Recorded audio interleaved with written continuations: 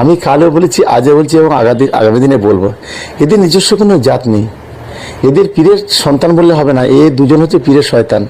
টিএমসির একটা মেসেজ থেকে শওকত মোল্লা নওশাদ সিদ্দিকীকে টার্গেট করে বলছে ও পীরজাদাদের সন্তান নয়, পীরজাদাদের শয়তান। কি বলবেন? ও পীরজাদাদের সন্তান নেই, ও পীরজাদাদের শয়তান। তো বলবি, তো বলেই দিচ্ছি আগে, এছাড়া রাস্তা ওর নেই। তো ও কথা বলে হবে না, তো ওই জন্য তো বলেছি। কি বুঝলেন, ও তো আমার বংশে গালাগালি করে। কি বুঝলেন, ওর কিছু আছে? ও তো মুসলমান বাইরে চলে গেছে।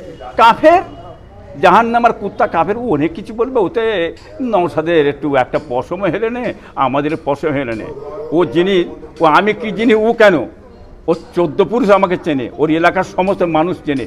হ্যাঁ, অতএব বেশি ঘেঁটিনি, যা করছো করে খাও, চেয়ে দেখো।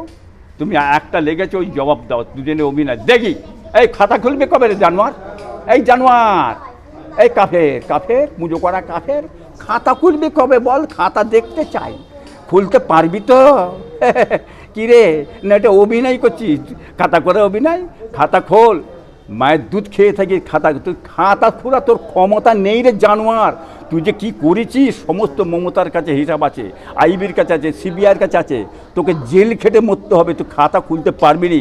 চ্যালেঞ্জ করে বলছে, খাতা খুলে, আমার চ্যালেঞ্জ করলো, খাতা খোল।